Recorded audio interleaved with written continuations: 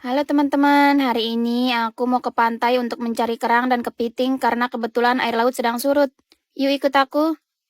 Ini namanya kerang lambis teman-teman. Ini dagingnya besar dan enak banget. Ini dia target utama aku hari ini. Aku juga menemukan kepiting. Kepiting jenis ini memang jarang ditemukan. Kadang juga jarang ada yang makan karena bentuknya mirip karang. Aku menemukan kelomang. Kalau kelomang memang nggak dimakan ya, bentuknya juga agak aneh. Nah, kalau kepiting rajungan udah pasti aku ambil. Kerang ini juga enak loh, tapi aku kurang tahu namanya. Di daerah teman-teman namanya apa? Walau udah sore banget, aku lanjut berburu dan kali ini dapat kepiting rajungan lagi. Wih, kali ini lumayan besar. Hati-hati ya, capitnya udah waspada tuh. Ada bintang laut nih. Di pantai ini banyak banget bintang laut, tapi memang ada lokasinya teman-teman. Kalau air laut surutnya jauh, baru deh kita nemuin banyak spesies bintang laut. Nah, kalau ini namanya ikan sembulang atau lele laut. Hati-hati ya, karena lele laut mempunyai sirip beracun yang kalau ketusuk bisa bengkak dan gak jarang ada yang sampai masuk rumah sakit. Lanjut kita cari-cari lagi. Nah, aku juga nemuin kerang lagi. Ini jenisnya beda lagi. Aku kurang hafal nama-nama kerang. Ada kepiting pasir. Aku namakan kepiting pasir karena kepiting jenis ini jago banget sembunyi di pasir. Tapi sepandai-pandainya sembunyi nggak bisa lolos dari capit aku. Hehe. Ada kepiting rajungan nih yang sembunyi di karang ini. Kita coba periksa ya. Kepitingnya ada di celah karang ini. Kita coba balik-balik dan akhirnya kepitingnya ketangkep. Wah, yang ini juga lumayan besar teman-teman. Ada kepiting rajungan lagi. Kali ini lumayan besar. Kita harus pelan-pelan nih. Dan ternyata ini cuma cangkangnya doang. Kali ini aku tertipu. Aku nggak tahu barangkali kepiting ini ganti kulit atau gimana. Atau mungkin mati karena predator. Aku menemukan kerang lambis lagi.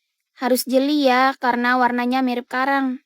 Kalau ini aku sama sekali nggak tahu hewan apa. Warnanya cantik banget.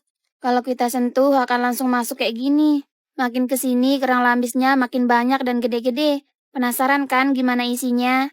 Nanti aku spill ya di akhir video. Kalau ini sejenis kerang juga. Tapi aku jarang nemuin karena memang kalau nggak jeli nggak bakal dapat. Hari ini aku hanya dapat 2 kerang jenis ini. Nggak nyangka aku nemuin sarang ikan sembulang. Ikannya sampai ratusan dan langsung buyar pas aku coba buka karangnya.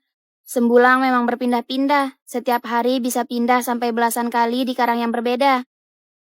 Aku juga nemuin ular laut nih. Sebenarnya kalau dibilang ular laut nggak juga, karena tubuhnya hanya berisi air. Pas mau pulang, aku nemu kerang lambis lagi, tapi nggak terlalu besar. Sebenarnya sih masih banyak, tapi sudah keburu maghrib. Jadi aku langsung pulang untuk mandi dan sholat maghrib. Ini dia isi kerang lambis. Kali ini aku mau tumis kerang dan kepitingnya. Aku udah nyiapin beberapa bumbu seperti bawang merah, bawang putih, dan cabai. Aku tambahkan garam, terasi, dan sedikit micin. Kemudian lanjut digoreng-goreng sebentar. Baru deh kerangnya aku masukin dan aku aduk-aduk sampai bumbunya meresap. Setelah itu, aku tambahkan air dan diaduk-aduk beberapa saat. Tambahkan asam dan saus tiram. Lanjut, aku aduk-aduk lagi. Jangan lupa tambahkan penyedap rasa ya. Kemudian kita tunggu sampai matang. Wah, kerang dan kepitingnya udah matang nih. Aromanya udah nagih banget. Gak sabar nih pengen nyicip. Aku juga goreng telur sebagai tambahan lauk. Sederhana aja ya teman-teman, yang penting perut kenyang. Kerangnya benar-benar enak banget dan ada rasa manisnya karena masih benar-benar fresh. Teman-teman yang jauh dari pantai harus ke restoran dulu kalau mau makan seafood, tapi mungkin harganya agak mahal ya. Aku lanjut makan dulu ya teman-teman. Dadah! Halo teman-teman, hari ini aku mau petik buah are dan buat nasi bakar bambu karena aku mau makan bareng di tengah sawah bareng teman-teman aku. Ini dia nih pohon are. Kebetulan buahnya lagi banyak banget. Bagi yang belum tahu, buah are sangat mirip dengan buah tin. Hanya saja daun dan pohon are berbeda jauh dengan pohon tin. Buahnya nempel di batangnya. Unik banget kan? Langsung aja aku petik-petik. Kalau matang, buahnya berwarna merah dan rasanya sekilas mirip jambu Jamaika atau jambu bol. Isinya juga sangat mirip buah tin. Ini aman dikonsumsi dan bisa dicocol sambal. Karena kalau mentah rasanya sepat. Selanjutnya, petik putik nangka. Kalau di daerahku, ada yang menyebutnya urput dan belangsir. Biasanya dicocol sambal dan rasanya agak sepat, tapi enak. Ada yang pernah makan nggak? Di daerah teman-teman namanya apa? Ini beda ya dengan calon buah nangka. Nah, untuk nasi bakarnya aku mau potong bambu dulu. Usahakan pakai bambu yang masih muda agar bambunya tidak cepat hangus. Kita potong di bagian bawah ya. Gergaji yang aku bawa nggak worth it banget, jadi agak susah motongnya. Nah, kalau sudah, kita potong lagi di bagian ruas paling atas. Aku hanya ambil 2 aja. Setelah itu, aku lanjut ke sawah bareng teman-teman aku. Padi di sawah sudah mulai menguning dan sekitar 2 minggu lagi siap panen. Sementara itu, aku mau ngambil daun pisang muda untuk alas nasi bakarnya. Ada putri malu dong. Hayo, siapa yang suka main ke sawah? Pasti pernah nemuin putri malu. Nah, kalau sudah, lanjut kita iris daun pisangnya. Harus hati-hati ya. Kemudian digulung dan dimasukkan ke dalam bambu yang tadi. Lanjut kita siapkan berasnya. Sebelum itu, aku cuci dulu sebentar menggunakan air bersih. Aku juga bawa jagung manis untuk campuran nasi bakarnya. Bisa juga dicampur bawang merah goreng agar lebih wangi. Habis dikupas, langsung aku iris-iris seperti ini. Wih, gede banget nih jagungnya. Masih fresh juga. Harusnya 1 aja udah cukup. Setelah itu langsung dicampur, kemudian diaduk merata dengan beras yang tadi. Kalau sudah, langsung dimasukkan ke dalam bambunya. Oh iya, bambunya udah aku bersihkan ya bagian dalamnya. Kalau nggak dibersihkan, nanti ada yang putih-putih gitu. Lanjut ke bahan akhir yaitu santan. Aku pakai santan instan ya biar nggak ribet. Harusnya sih pakai santan asli, tapi nggak apa-apa lah ya. Masukkan ke dalam bambunya dan siap untuk dibakar. Usahakan apinya cukup besar ya agar lebih cepat matang.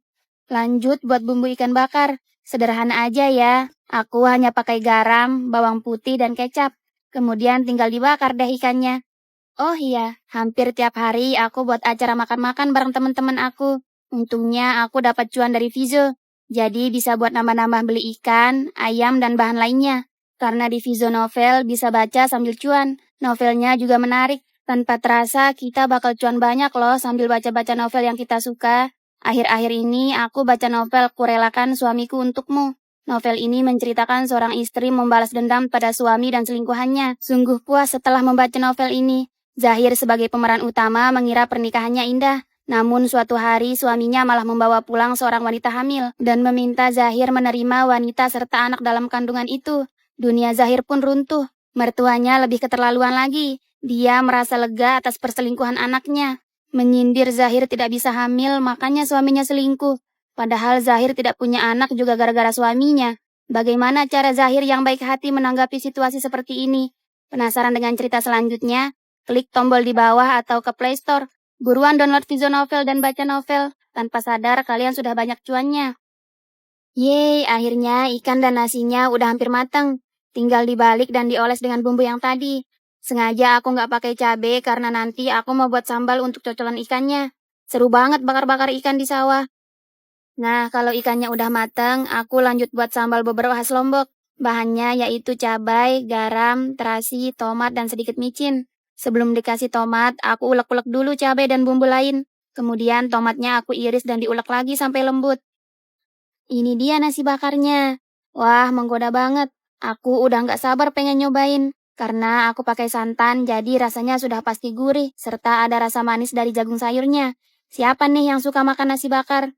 Setelah itu, aku iris-iris putik nangka yang tadi. Usahakan iris tipis ya, biar rasa sepatnya berkurang. Kalau buah aranya nggak terlalu sepat, jadi bebas ya.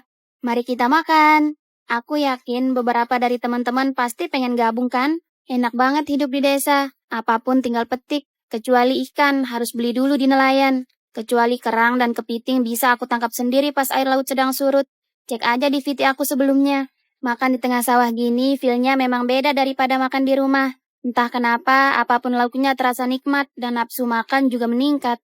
Apalagi disuguhkan dengan pemandangan sawah dan pegunungan. Rasanya pengen tetap stay di sini. Udah dulu ya teman-teman. Dadah!